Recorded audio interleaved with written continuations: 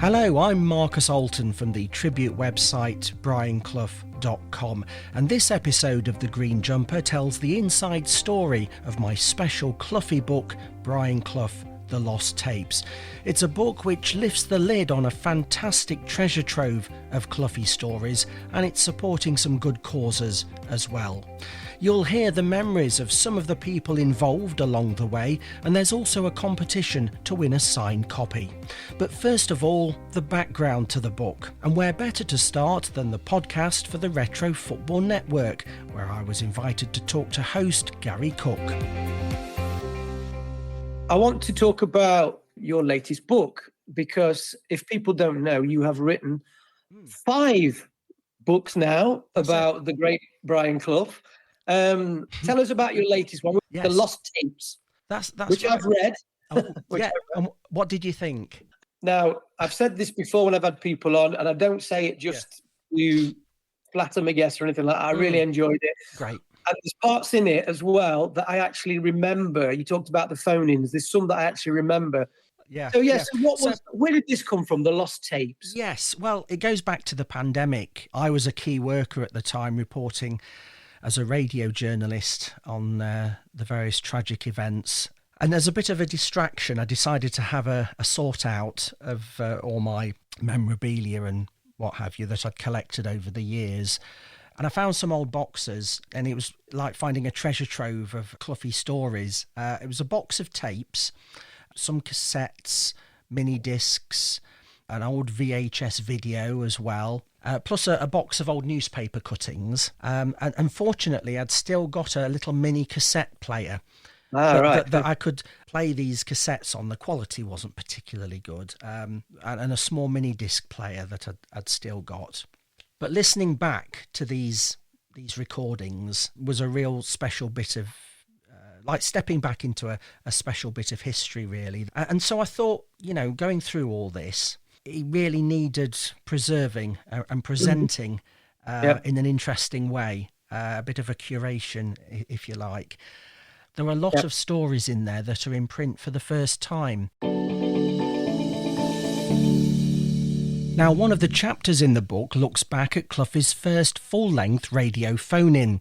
I was working behind the scenes at the BBC at the time, and the presenter was Mark Shardlow. We just started a few phone-ins on Radio Nottingham on 6 o'clock on a Monday, and these were sort of experimental.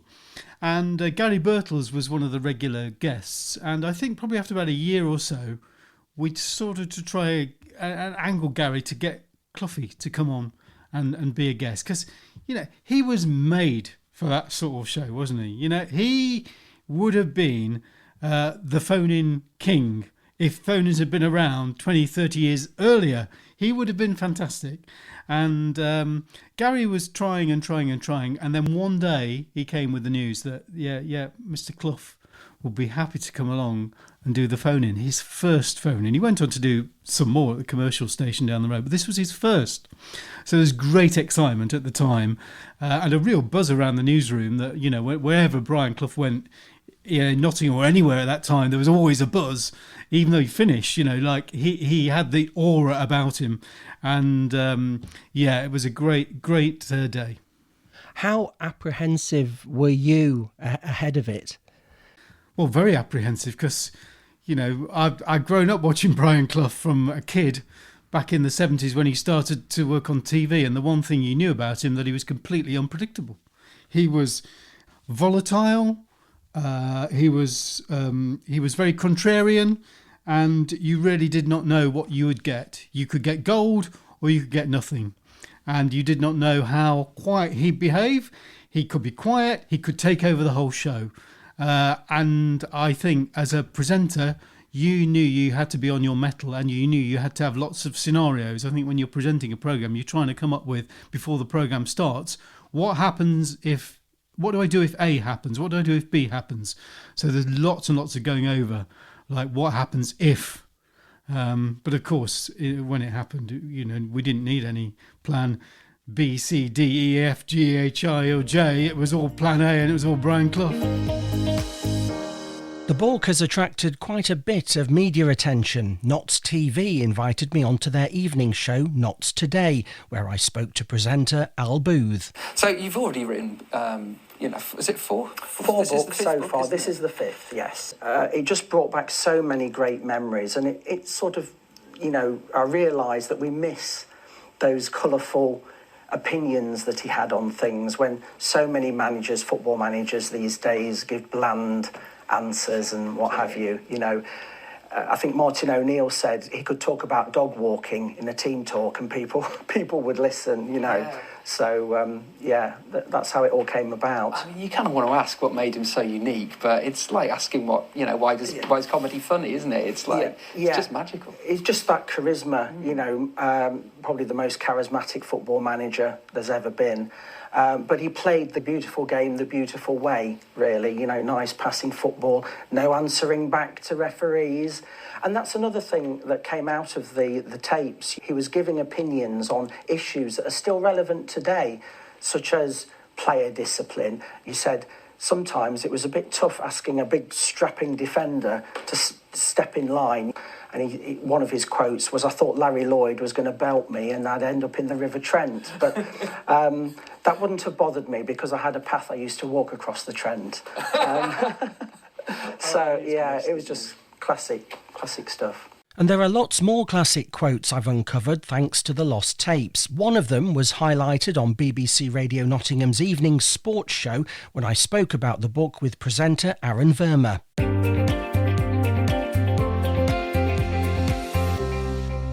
I see one quote on the book. We treated European matches as a holiday. The beaches were beautiful. The food was delicious. Hey, to give them a break from me for 2 days was the biggest boost I could give them. These conversations you must have heard and went, I can't quite believe there's a football manager saying this. Yes, yeah. If you think back, in those days, it was still the infancy of radio phone-ins. As I say, it was his first studio phone-in here. I think it was this very studio, actually. It was set out a bit differently in those days. And he came in with Gary Birtles, and I think Gary had helped. Did he have a squash racket in his hand? He didn't on this occasion, no. I mean, this was in his retirement, don't forget. So the fans who phoned up that night were just in awe of him and couldn't believe they were speaking to this icon. I remember one of the callers saying, "Forget the Shankleys, forget the Fergusons. To us, you are God. We'll always be grateful for what you did." And he sort of said, "Oh, I know you're fibbing. Get on with your question." Now, over the years, I was fortunate enough to interview Cloughie several times, and one of the lost tapes features part of my first ever interview with Brian, a recording I thought had been lost forever. Another tape I found was recorded in the Nottingham Forest Trophy Room. Now, the interviewer on that occasion was the former TV sports presenter, Keith Daniel.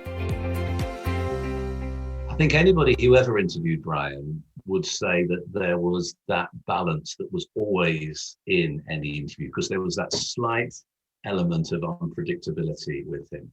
So yeah, it was absolutely awe-inspiring for me to be in the trophy room there and being able to interview him. You were never quite sure what you were going to get, were you? That was the thing with Brian, and he had that knowledge of how to really, before the idea of how to manipulate a soundbite and all the media training that politicians get these days, he was the absolute master of it right from the start. And he was just brilliant at it. So whatever you asked him, he was able to answer it brilliantly. But a bit like a politician, he could tell you what he wanted to say, even if it wasn't quite the answer to the question that you'd actually asked.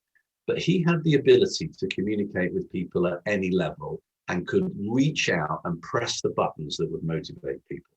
And at the end of the day, however you look at it, he created this unbelievable side that was the best side in Europe, beat everybody, and then did it again.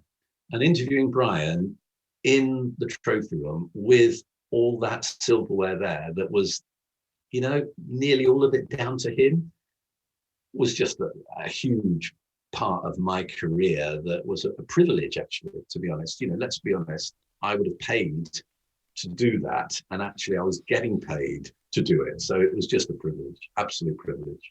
Now, regular listeners to The Green Jumper will know that Keith spoke to me on a previous episode, but here's an extra bit.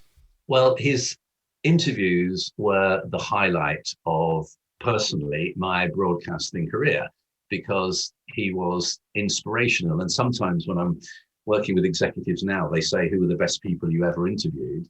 And my answer is always a bit surprising, I think, to some of them, in that the best people I ever interviewed were Tony Blair, who was just extraordinary, Margaret Thatcher, who was, for different reasons, just extraordinary, a guy called Adam Crozier, who was at one point the chief executive of the FA and the Post Office, but was an inspirational person.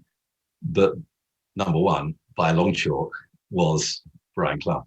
One of my favourite bits of Keith's Trophy Room interview came when Brian responded to the claim that his teams played with fear and that his players were frightened of him. "What a load of rubbish," he said. "The only time they were frightened of me was if they went to bed early on a Thursday or Friday and I had to get them out to have a glass of champagne. And we did that a few times." Yes, it was classic Cloughie describing how he got the players to relax before big matches. And the preparation for huge games like local derbies was one of the topics covered in a special recording of Brian chatting to his European Cup winning captain John McGovern. It was recorded at Cloughie's home by Chris Ellis.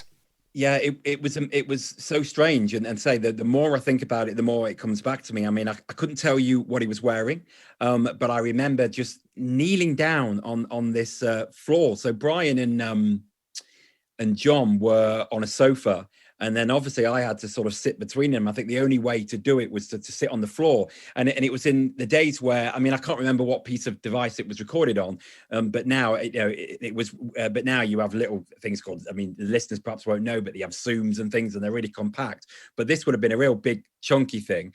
So I had a long microphone as well, and I was literally just holding the microphone kind of half, in the air really, and then moving it between John and Brian. And one of my memories of it is that within 5 minutes my arm was killing, and I think they spoke for 20 to 30 minutes, so you can imagine what it was like. And in my head I was like, I want to stop holding this microphone, but you can't tell two of the most famous people in Forest's history to stop while you readjust your microphone. I think I may have changed hands a couple of times, but I the recollections I have of his house, it was a really neat and well presented house. He was very friendly. The usual stories, asked you how you were, who you were, and stuff like that. But I was nervous. And when I listened back to the recording that you sent me, you can tell at the very start, I'm talking to myself. I can hear myself on the tape, but I'm talking to myself. So that shows how nervous I was. But yeah, I remember meeting John McGovern just a bit before. John obviously strode up confidently. Well, he seemed confident, I'm sure he was, to the front door. And there's me, a petrified 20-something-year-old, as I think I was then, going to Brian Clough's house. Like you said, how many people get to do that? I may not have interviewed him, but I was in his house. It's I still pinch myself now I think about it. And that experience of recording a Cloughie conversation was shared by the former Fleet Street journalist Norman Giller when he accompanied the great Jimmy Greaves. When Jimmy first went into broadcasting, he'd recently conquered his drinking problem, which is a miracle in itself, because he had been lost to the bottle for 5 years. But he made it known that he was becoming a columnist with The Sun. And the very first call he got at home was from Cloughie, who insisted that Jimmy get on the next train up to Nottingham, and he would give him, for nout, as Cloughie would say, an interview, which was a big thing then because Cloughie was so in demand. And so Jimmy and I, me armed with a tape recorder, we went up to Nottingham and sat down in Brian's office while Jimmy and Cloughie reminisced, and I would have paid to be the man taping it. I was a very lucky boy. That must have been really special to be between those two legends of the game as they talked things over. Were you nervous? No, I wasn't at all nervous. I was very, very much the third man in the interview, keeping in the background. And it was just wonderful to listen to two old friends chewing over past times and both being very honest and frank with each other. I mean, when it came to transposing the tape, I had to cut out quite a few of the more colourful words. I bet you did. They didn't mess about. They both dropped the F-bomb very often. Yes. I bet you couldn't shut them up, could you? I bet they could have talked all day. Well, it was almost a competition between the two of them, who could get the first word in. Yes. And Cloughie, of course, won that. But the point I want to underline is that there was Brian, who just won 2 back-to-back European Championship, and he was giving Jimmy this interview purely to help him up, give him a leg up into his new career as a broadcaster. And it just showed the generosity of spirit of Cloughie. Now it's time for that competition to win a signed copy of Brian Clough, The Lost Tapes. The entry form and terms and conditions are on the podcast page of brianclough.com, and all you have to do is name the presenter who hosted Cloughie's first hour-long radio phone-in. You've heard him on this podcast, and the winner will be selected at the end of January 2024. Full terms and conditions are on brianclough.com, and you can find the entry form on the podcast page. Just name the presenter who was hosting that first radio phone-in, the first studio phone-in for Brian Clough.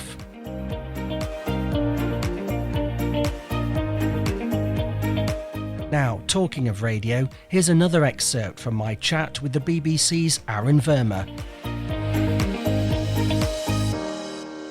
I literally wanted to do this and it worked out well. I wanted to just flick through the pages and find something. Yes. And straight away, I've gone another interview I found of the box of recordings from my conversation with Brian at a bookshop. There was, so my first ever meeting of Brian Clough was on Central Avenue when he went to his lad's shop. And me and my mates used to go in there so often with our families, like, can we go in there? And then when we got to school, we would go with our friends and so forth. There was something quite surreal about walking in that shop and just seeing Brian just perched to the side of it. And he'd talk to each and every one of us, and I'll never forget my mate, but he looked at Simon and he looked at me and he goes, one of you's a centre forward, one of you's a centre back. I'll let you work that out. He goes, go on, big man. And he never forgot that. The impact that had on so many people, you don't get that today. No. Well, you wouldn't find Pep, would you, at the local newsagents?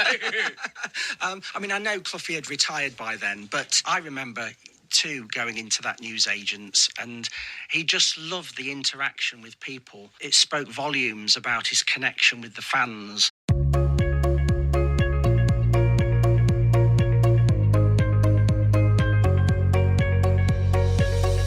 I'm pleased to say that Brian Clough, The Lost Tapes, has a foreword by Cloughie legend Paul Hart, great artwork by Rogues Gallery, and some special photos too. It's also supporting the NSPCC and Nottinghamshire Hospice.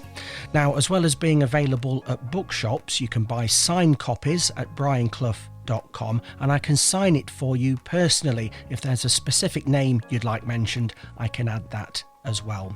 It's full of great Cloughie stories, many in print for the first time.